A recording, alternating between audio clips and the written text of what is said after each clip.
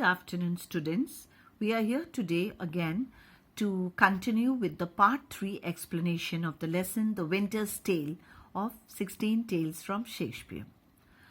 Let's have a brief recap.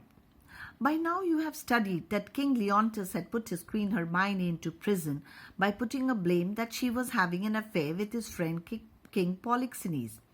Their son Mamilius was also in grief, seeing his mother's sorrow. Queen Hermione gave birth to a baby girl in the prison. Paulina took the baby to King Leontes, thinking his heart would melt, but her plans did not work. King ordered Antigonus, that is Paulina's husband, to take away the baby and leave her on shore anywhere. Now let's continue reading.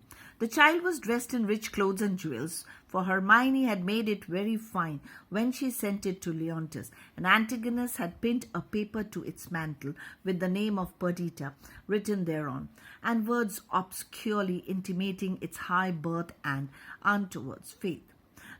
This poor deserted baby was found by a shepherd. He was a humane man, and so he carried the little Perdita home to his wife, who nursed it tenderly, but poverty tempted the shepherd to conceal the rich prize he had found. Therefore he left that part of the country that no one might know where he got the riches, and with part of Perdita's jewels he bought herds of sheep and became a wealthy shepherd. He brought up Perdita as his own child, and she knew not she was any other than a shepherd's daughter. The little Perdita grew up a lovely maiden, and though she had no better education than that of a shepherd's daughter, yet so did the natural graces she inherited from her royal mother shine forth in her untutored mind, that no one from her behavior would have known that she had not been brought up in her father's court. Polixenes, the king of Bohemia, had an only son whose name was Florizel. As this young prince was hunting near the shepherd's dwelling, he saw the old shepherd's supposed daughter, and the beauty, modesty, and the queen's-like deportment of Perdita caused him instantly to fall in love with her. He soon, under the name of Doricles and in the disguise of a private gentleman, became a constant visitor to the old shepherd's house. Now see, children, we hear the little princess left on the shore was dressed in rich clothes and jewels bearing the name Perdita. Her dress indicated her high birth. She was found by a shepherd who brought him home and nursed him, and along with his wife. And with some jewels, he bought herds of sheep and became rich. He didn't want anyone to know about the secret of his wealth, and so he left that country. Now, little Perdita, though not studied so well, but still she looked so graceful that no one could believe that she had not been brought up in her father's kingdom.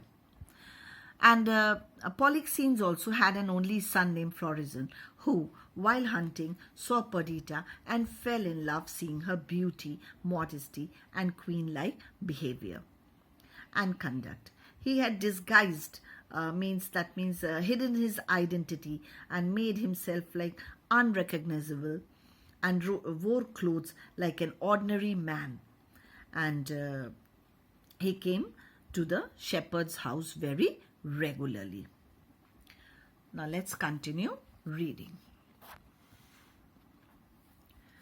Florizel's frequent absences from court alarmed Polixenes, and setting people to watch her son, he discovered his love for the shepherd's fair daughter.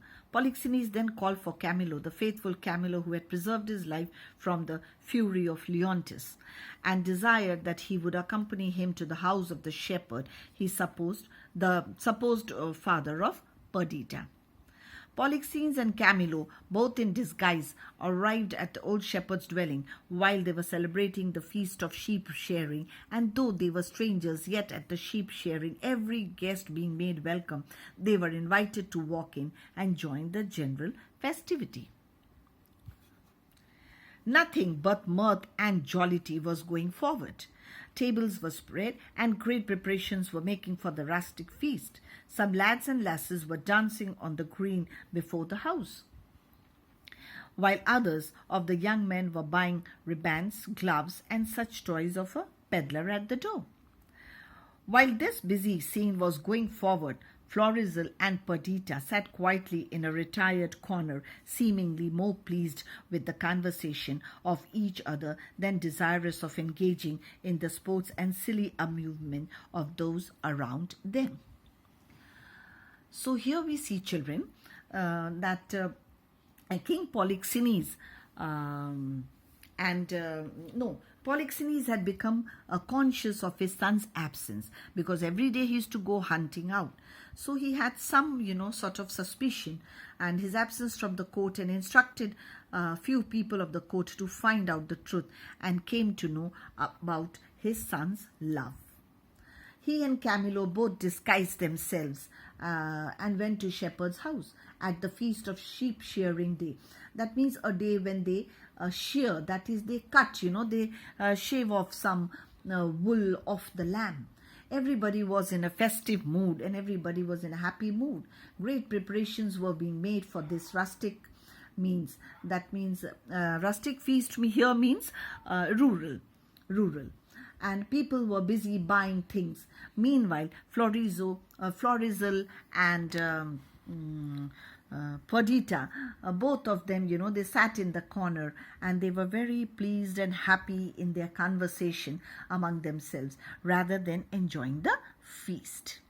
Here we end now. We'll continue in the next video.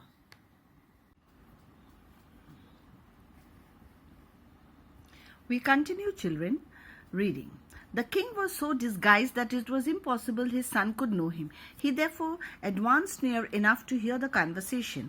The simple yet elegant manner in which Perdita conversed with his son did not a little surprise Polixenes. He said to Camillo, "This is the prettiest low-born lass I ever saw. Nothing she does or says but looks like something greater than herself, too noble for this place." Camillo replied, "Indeed, she is very cream of the curds and cream." "Pray, my good friend," said the king to the old shepherd, "what fair swain is that talking with your daughter?" "They call him Doricles," replied the shepherd. "He says he loved my daughter, and to speak the truth, there is not a kiss to choose which loves the other best.